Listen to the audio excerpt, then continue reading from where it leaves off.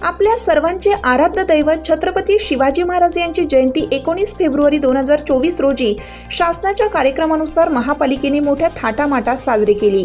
सदर होणाऱ्या कार्यक्रमाच्या खर्चाची जबाबदारी महापालिकेने घेतली होती, परंतु कार्यक्रमासाठी ज्या एजन्सीने काम केलं आहे त्या लोकांचे पैसे गेले 5 महिन्यांपासून देण्यात आले नाहीत।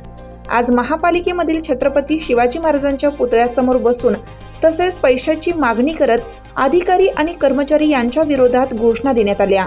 माननीय आयुक्त यांनी 8 दिवसांमध्ये पैसे देण्याचे आश्वासन दिले आहे।